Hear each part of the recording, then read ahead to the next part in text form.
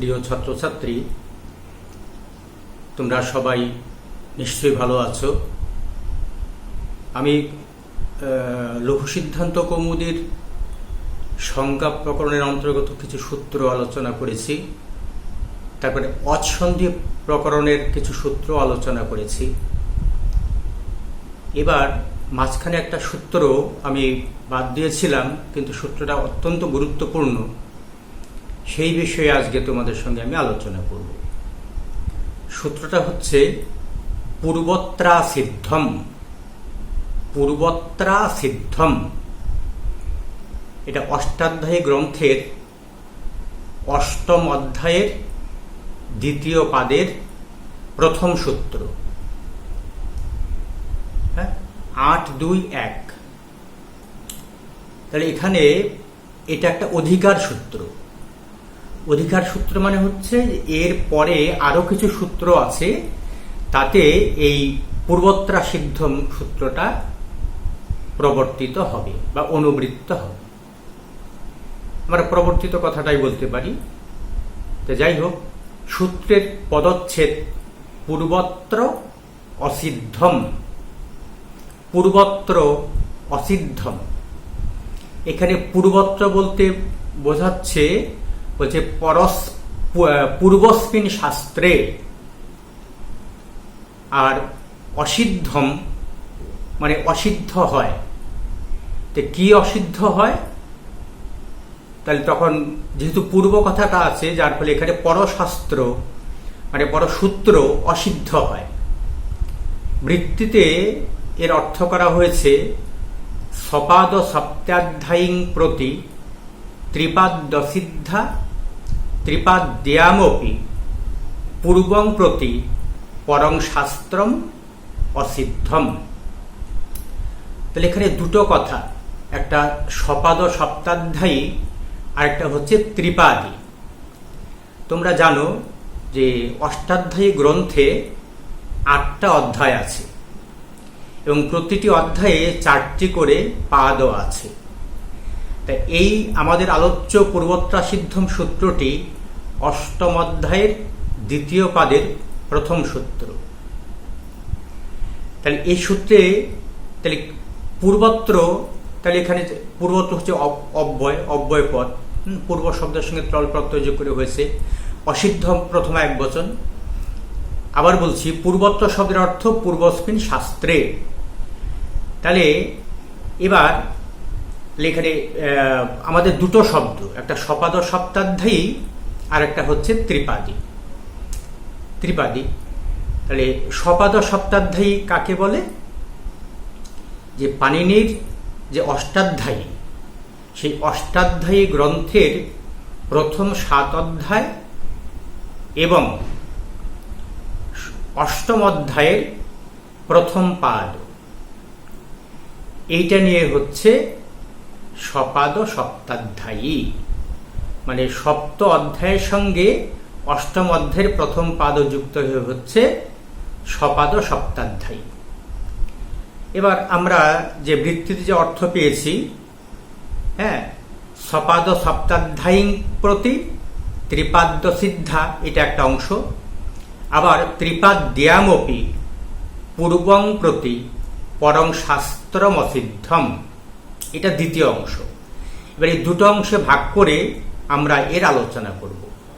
এবার বৃত্তির অর্থটা কি? যে সপাদ সপ্তাধ্যায়ীর প্রতি ত্রিপাদীর সমস্ত সূত্র অসিদ্ধ, আবার ত্রিপাদীর মধ্যেও পূর্বসূত্রের দৃষ্টিতে পরসূত্র অসিদ্ধ। এবার প্রশ্ন হতে পারে যে অসিদ্ধ কেন?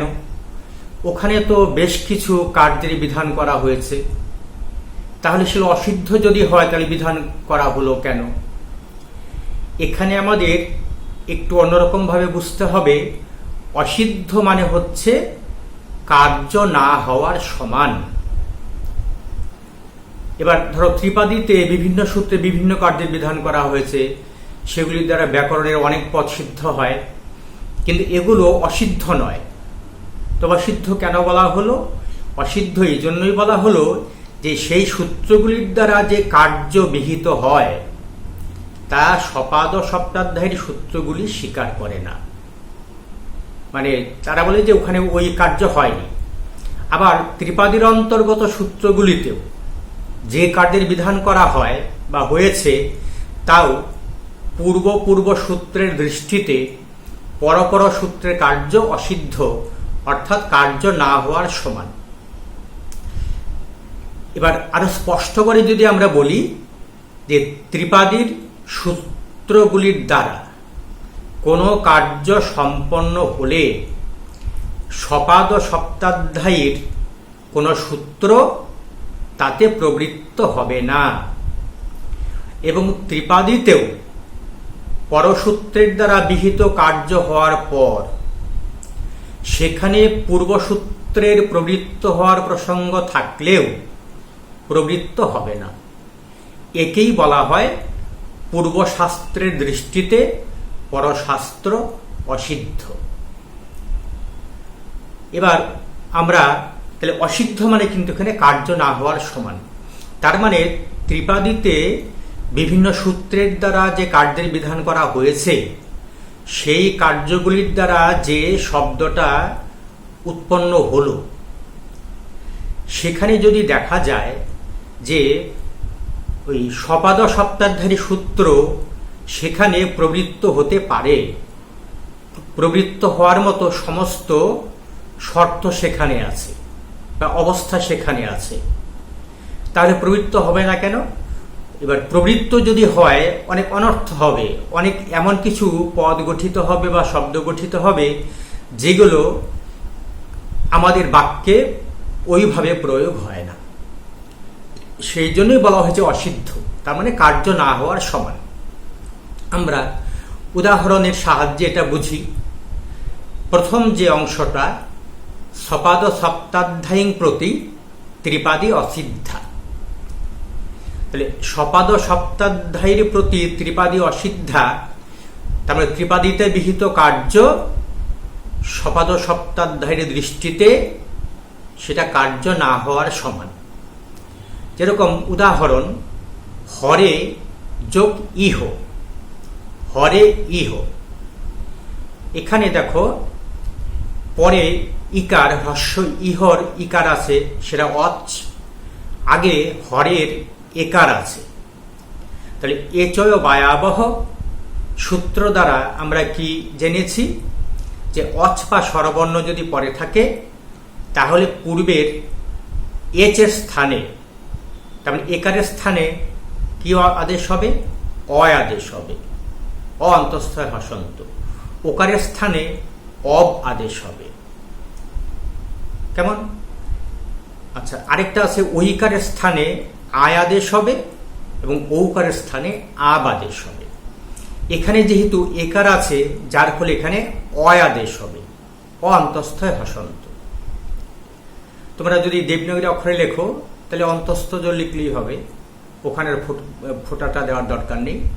তাহলে এখানে দেখো, তাহলে এচয় বায়াবহ এই সূত্র দ্বারা এখানে স্বরবর্ণ ইকার পরে থাকার ফলে পূর্বের যে একার তার স্থানে অয় আদেশ হল, অয় আদেশ হলে হবে হরয়, তারপরে ইহ। এবার আরেকটা সূত্র আছে লোপঃ সাকল্যস্য, লোপঃ সাকল্যস্য। সাকল্যমুনি পাণিনির অনেক পূর্ববর্তী, এই সাকল্যমুনির মতে কি হবে? অস মানে অসি পরে, অস প্রত্যাহারের বর্ণ যদি পরে থাকে তাহলে পূর্বের অবর্ণপূর্বক, মানে আগে অ থাকতে হবে, জকার এবং বকার অর্থাৎ অন্তঃস্থজ বা অন্তঃস্থ এবং বয়ের বিকল্পে লোপ হবে। তাহলে লোপ সাকল্যস্য সূত্র অনুসারে অস্প্রত্যাহারের বর্ণ পরে থাকলে পূর্বের অবর্ণপূর্বক যে জকার এবং বকার তার বিকল্পে লোপ হবে। এবার বিকল্পে যদি লোপ হয় তাহলে হরয়, এখানে ওই হরয় শব্দের যে র আছে বয়সন র, এই রয়ের পরে কিন্তু একটা অকার আছে, হর অকার আছে, তারপরে অন্তস্থজ আছে। তাহলে এখানে অবর্ণপূর্বক জকার আছে। আর ইকার এটা অস্প্রত্যাহারেরই বর্ণ, ওই অ ই উন থেকে জবগড় দশ পর্যন্ত অস্প্রত্যাহারের বিস্তার।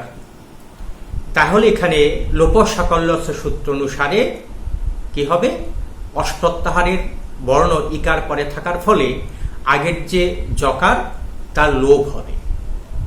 লোপ হওয়ার পরে হবে হর আর ইহ, হর ইহ।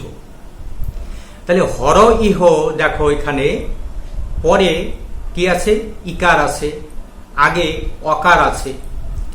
এবার আদগুণ সূত্র অনুসারে এখানে গুণ হয়, হ্যাঁ, তাহলে হরে হয়ে যায়। তাহলে আদগুণ সূত্র অনুসারে কি হয়, গুণ হয়। এবার ব্যাপারটা কি দাঁড়ালো, তাহলে কোনটা হবে, তখন এই আমাদের পূর্বত্রা সিদ্ধম এই সূত্রটা এখানে প্রবৃত্ত হবে। এবার ধরো সূত্রের নাম্বার যদি আমরা দেখি, যে এই যে লোপ সাকল্যস্য এর নাম্বার হচ্ছে ৮, ৩, ১৯, অর্থাৎ অষ্টম অধ্যায়ের তৃতীয় পাদের ১৯ নম্বর সূত্র, তার মানে ত্রিপাদীর অন্তর্গত। আবার আদ গুণঃ সূত্রের নাম্বার হচ্ছে ৬, ১, ৮৭, তার মানে এটা হচ্ছে ষষ্ঠ অধ্যায়ের, তার মানে সপাদ সপ্তাধ্যায়ের অন্তর্গত সূত্র। তাহলে দেখো, তাহলে এখানে আমরা দেখলাম যে ত্রিপাদীর যে সূত্র লোপ সাকল্যস্য, তাতে পরে অস্প্রত্যাহারে বর্ণ থাকলে অবর্ণপূর্বক জকারে লোপ হলো হর ইহ। কিন্তু যেহেতু এই সূত্রটা ত্রিপাদীর অন্তর্গত, যার ফলে এর দ্বারা বিহিত যে অবর্ণপূর্বক জকারের লোপ, বিকল্পে লোপ, এই লোপ কার্যটা আদগুণ সূত্রের দৃষ্টিতে অসিদ্ধ। অর্থাৎ আদগুণ সূত্র এই লোপটাকে স্বীকার করে না, যার ফলে এই আদগুণ সূত্র এখানে আর প্রবৃত্ত হবে না। এটা একদম সহজ সরল ব্যাখ্যা। এর অনেক পাণ্ডিত্যপূর্ণ ব্যাখ্যাও আছে, সেটা তোমরা আরো যখন উঁচু ক্লাসে উঠবে তখন সেগুলো ডিটেলসে পড়বে। আর যদি তোমাদের জানার ইচ্ছে থাকে তাহলে এই ব্যাপারে আমি পরে আবার আলোচনা করতে পারি। যাই হোক, তাহলে প্রথম অংশটা বোঝা গেল যে সপাদ সপ্তাধ্যায়ের প্রতি ত্রিপাদী অসিদ্ধ হলো।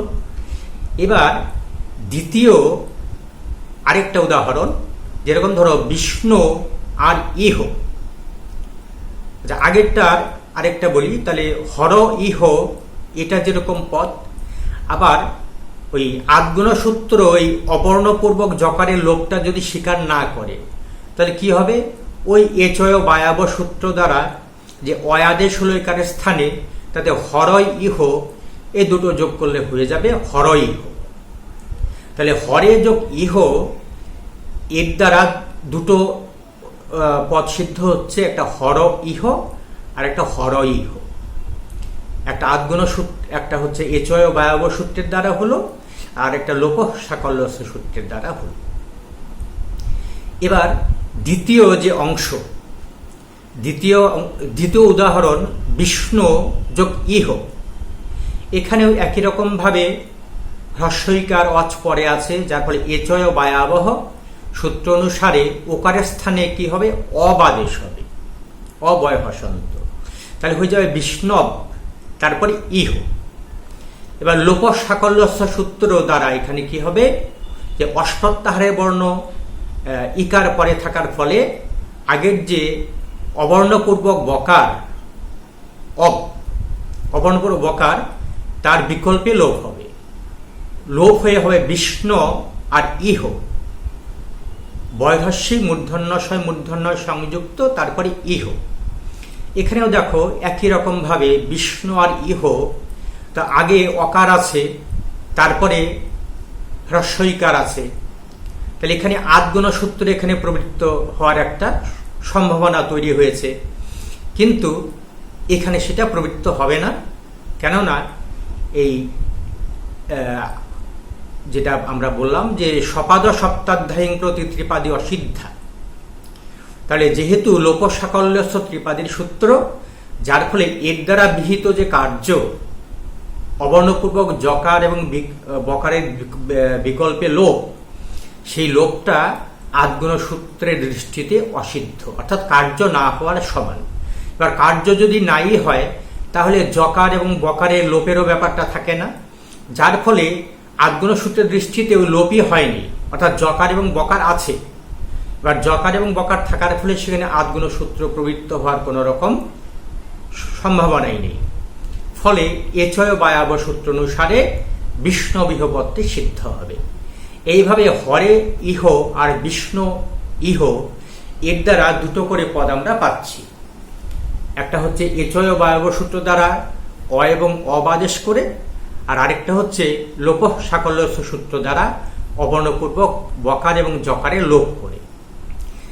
তাহলে প্রথম যে অংশটা, যে সপাদ সপ্তাধ্যায়ী প্রতি ত্রিপাদ্য সিদ্ধা, এই অংশটা আমাদের আলোচনা এখানে শেষ হল। এবার দ্বিতীয় অংশটা কি? ত্রিপাদ্যামপি পূর্বং প্রতি পরং শাস্ত্রমসিদ্ধম। ত্রিপাদ্যামপি পূর্বং প্রতি পরং শাস্ত্রমসিদ্ধম, মানে ত্রিপাদীতেও পরসূত্রের দ্বারা বিহিত কার্য হওয়ার পর সেখানে পূর্বসূত্র প্রবৃত্ত হওয়ার প্রসঙ্গ থাকলেও প্রবৃত্ত হবে না, এটাই হচ্ছে অসিদ্ধ। অর্থাৎ ত্রিপাদীতেও পরসূত্রের দ্বারা কোনো কার্য বিহিত হলে পূর্বসূত্র সেখানে প্রবৃত্ত হওয়ার মতো অবস্থা থাকলেও প্রবৃত্ত হবে না, এটাই হচ্ছে অসিদ্ধ শব্দের যেটা অন্তর্নিহিত অর্থ সেটা। এবার উদাহরণ, তাহলে আমাদের এখানে দুটো ত্রিপাদীর সূত্র নিতে হবে যে কেন প্রবৃত্ত হবে না, এটা নিতে হবে। যেরকম একটা সূত্র আছে ত্রিপাদীর অন্তর্গত, তোমাদের পাঠ্য আছে ময় ম অন্তস্থ উঁ হ্রস্ব ইয় হসন্ত, তারপরে বো বয়কার ফাঁকা দিয়ে বা, ময় উঁ বো বা। আবার বোবাটা একসঙ্গে উচ্চারণ করা যাবে না, কিন্তু আলাদা করতে হবে। ময় উঁ বো বা, এটা হচ্ছে অষ্টম অধ্যায়ের তৃতীয় পাদের ৩৩ নম্বর সূত্র, তাহলে ত্রিপাদীর অন্তর্গত। এর অর্থ কি? যে অচ বা স্বরবর্ণ পরে থাকলে ময় প্রত্যাহারের বর্ণের পর উকার থাকলে সেই উকারের স্থানে বিকল্পে বকার আদেশ হয়। তাহলে এখানে অচ বা স্বরবর্ণ পরে থাকলে ময় প্রত্যাহারের বর্ণের পর যদি উকার থাকে তাহলে সেই উকারের স্থানে বিকল্পে ব আদেশ হবে। তাহলে ময় প্রত্যাহারের বর্ণ কি কি আছে? ইয়মঙ্গ ননম, ওই ম থেকে শুরু করে কপয় পর্যন্ত, হ্যাঁ, এগুলো হচ্ছে ময় প্রত্যাহারের বর্ণ। এবার এই ময় প্রত্যাহারের বর্ণের শেষে যদি উকার থাকে তাহলে কি হবে? সেই উকারের স্থানে বিকল্পে ব আদেশ হবে। মনে রাখতে হবে বিকল্পে ব আদেশ হবে। উদাহরণ যেরকম কিমু যোগ উক্তম, কিমু যোগ উক্তম, এখানে দেখো পরে উত্তমের হ্রস্ব উকার আছে একটা স্বরবর্ণ, তারপরে কিমু কিম, ময়ের পরে উকার আছে, কিম মটা ময় প্রত্যাহারের বর্ণ, তার সঙ্গে উকার, তাহলে কিমু যোগ উত্তম। তাহলে এই ময় উ বো বা এই সূত্রানুসারে কি হবে? পরে অচ বা স্বরবর্ণ উকার থাকার ফলে ময় প্রত্যাহারের বর্ণ মকারের শেষে উকার আছে তার স্থানে বিকল্পে ব আদেশ হবে। এবার ব আদেশ হয়ে কি হবে? কিম, কয় হস্যি ময় হসন্ত বয় হসন্ত, তারপর উত্তম। এবার যোগ করলে কি হবে? কিম্বুক্তম, কিম্বুক্তম, কয় হস্যি ময় বয় হস্য কয়তর সংযুক্ত ময় হসন্ত, এটা একটা হলো। আর বিকল্পে এখানে সন্ধি নিষেধ আছে, কিমু উক্তম, কিমু উক্তম, এরকম হবে। তাহলে কিম্বুক্তম আর কিমু উক্তম, এখানে দেখো এই যে কিম তারপরে উক্তম, তাহলে কিম কয়ঘস্যি ময়ঘস্যি, কয়ঘস্যি ময় হসন্ত বয় হসন্ত, এখানে দেখো ময় হসন্ত তারপরে বয় হসন্ত, তাহলে দেখো ব এটা একটা ব্যঞ্জন বর্ণ, তো ব্যঞ্জন বর্ণ পরে আছে। এবার একটা সূত্র আছে মনুস্বারহ, ময়কার লুপ্তকার দন্তনের হস্য দন্তস্বয় বফল আকার বষ্ণর বিসর্গ, মনুস্বারহ, এটাও কিন্তু ত্রিপাদীরই সূত্র। এর নাম্বার হচ্ছে ৮, ৩, ২৩, তার মানে অষ্টম অধ্যায়ের তৃতীয় পাদের ২৩ নম্বর সূত্র। এর দ্বারা কি বিহিত হয়েছে যে পরে ব্যঞ্জন বর্ণ থাকলে আগের যে ম তার স্থানে অনুস্বার আদেশ হবে। তো অনুস্বার আদেশ যদি হয় তাহলে কিং তারপরে ব তারপরে উক্তম, কিন্তু এরকম আমরা প্রয়োগ কখনো পাই না। তাহলে এটা তাহলে কেমন হলো? তাহলে সমাধান কি? এখানে তখন এই পূর্বত্রা সিদ্ধম সূত্রটি প্রবৃত্ত হবে, যেটা আমরা আগে দেখেছি যে ত্রিপাদ্যামপি পূর্বং প্রতি পরং শাস্ত্রম অসিদ্ধম, এখানে সেই অংশটা প্রবৃত্ত হবে। তাহলে আগে আমরা দেখলাম ময়ং ও বো বা, তার নাম্বার ৮, ৩, ৩৩, আর হচ্ছে মনুস্বার এর নাম্বার হচ্ছে ৮, ৩, ২৩। তাহলে মনুস্বার সূত্রটা পূর্ববর্তী এবং ময় ও বো বা এটা পরবর্তী। তাহলে এরকম যদি হয় তাহলে পূর্বত্রা সিদ্ধম এই অধিকার সূত্র বলে কি হবে যে ময় ও বো বা সূত্রের দ্বারা বিহিত যে কার্য, অর্থাৎ উকারের স্থানে বিকল্পে ব আদেশ হবে, এই ব আদেশ মনুস্বার সূত্রটি স্বীকার করে না।